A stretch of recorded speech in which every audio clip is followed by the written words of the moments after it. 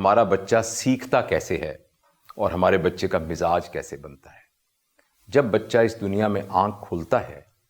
تو اس کا دماغ یا شعور بالکل ایسے ہوتا ہے جیسے ایک برانڈ نیو کمپیوٹر آپ بازار سے خرید کے لاتے ہیں اور پلگ لگا کر آپ اس کے بٹن کو صرف آن کرتے ہیں۔ یہ کمپیوٹر جس میں کوئی سافٹ ویئر نہ ہو، اگر آپ اس سے یہ پوچھیں کہ بتاؤ 2 ضرب 2 کیا ہوتا ہے، تو وہ 4 لاکھ روپے کا کمپیوٹر آپ کو یہ نہیں بتا سکتا کہ 2 ضرب 2 کیا ہوتا ہے، اس لیے کہ اس میں کوئی سافٹ ویئر نہیں ہوتا۔ اسی طریقے سے جب بچہ اس دنیا میں آنکھ کھولتا ہے تو اس کے دماغ میں کوئی سافٹ ویئر نہیں ہوتا، مگر جو ہی وہ اس دنیا میں ایک منظر دیکھتا ہے، آوازیں سنتا ہے، خوشبو کو سونگھتا ہے، چیزیں اس کے لمس میں آتی ہیں،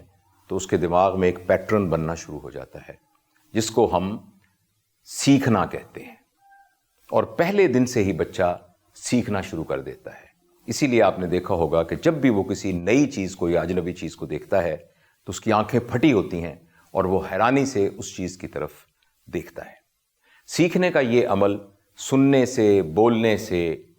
آواز کے پیدا ہونے سے اور اس کے ارد گرد جو لوگ رہتے ہیں ان کے باہمی رویوں کی وجہ سے اس کے دماغ میں ایک پیٹرن کی شکل اختیار کر لیتا ہے،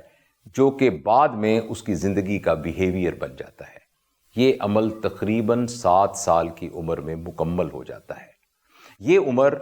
یعنی 0 ایج، یعنی جس دن بچہ پیدا ہوا تھا اس وقت سے لے کر تقریباً 7 سال کی عمر کا پیریڈ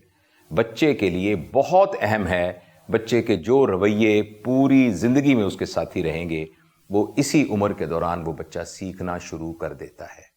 اس دوران جو سب سے خطرناک بات ہے جو ہم بچے کے ساتھ کر سکتے ہیں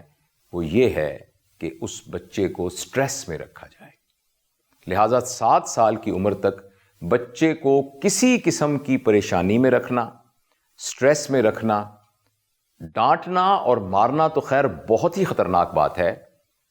مارنے اور ڈانٹنے سے کم تر بھی سٹریس میں رکھنا بچے کے لیے بہت خطرناک ہے۔ اور میں یہ چاہوں گا کہ اس کی سائنسی وجہ آپ کو بیان کر سکوں۔ آپ دیکھیے، جیسے میں یہاں اس کمرے میں بیٹھا ہوں، اچانک کہیں سے ایک سانپ اٹھ کر آ جائے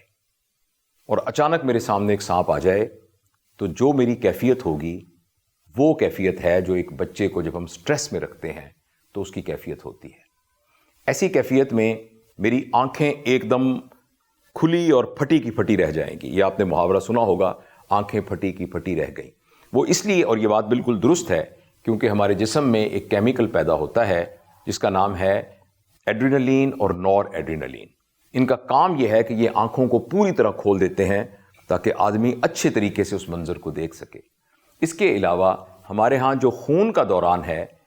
اس میں تیزی آ جاتی ہے، دل تیزی سے دھڑکنا شروع ہو جاتا ہے اور ہمارا خون، ہمارے جگر،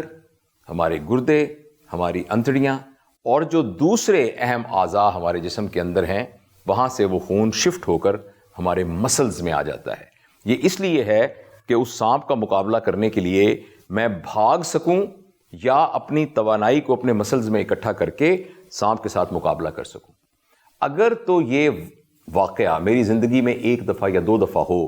تو ایسا عمل بہت مفید ہے کیونکہ میں اس خطرے کا مقابلہ کر سکوں گا۔ لیکن آپ ذرا سوچئے، اگر 24 گھنٹے میری آنکھوں کے سامنے وہ سانپ رہے تو میری کیا کیفیت ہوگی، میں کس کنڈیشن میں ہوں گا، ہمارے جسم پر اس کے کیا اثرات ہوں گے۔ بچے کو بھی اگر ہم سٹریس میں رکھتے ہیں اور بچے کو ہر وقت یہ خوف ہوتا ہے کہ ابا ماریں گے، امی ڈانٹ پلائیں گی، بڑا بھائی برا سلوک کرے گا، اسکول کے ماسٹر صاحب ڈنڈے سے ماریں گے، مسجد کے حافظ صاحب جو کان پکڑا کر الٹے ہاتھ کے اوپر ڈنڈے ماریں گے یا کسی اور طریقے سے زد و کوب کریں گے،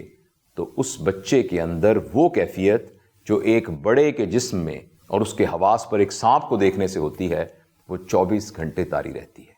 اور جب وہ خون ان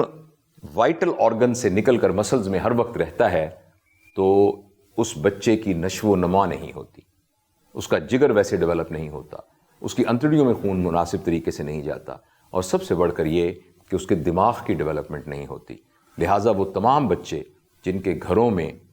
7 سال کی عمر سے پہلے بہت برا ماحول ہوتا ہے، جس میں ماں باپ کے درمیان تنازعات ہوتے ہیں، جس میں گھر میں بڑے لوگوں کے درمیان لڑائی جھگڑے ہوتے ہیں اور ان کو زور زور سے چیخنے کی آوازیں ہر روز سنائی دیتی ہیں، یا اسکول کا ماحول اور محلے کا ماحول یا خاندان کا ماحول ہوسٹائل ہوتا ہے، وہ بچے کبھی بھی صحیح طریقے سے نشو و نما نہیں پا سکتے۔ تو اس لیے میری آپ سے یہ گزارش ہے کہ اگر آپ کے ہاں بچے ہیں جو 7 سال سے کم عمر کے ہیں تو مہربانی کر کے کسی صورت ان کے اوپر سختی نہ کی جائے۔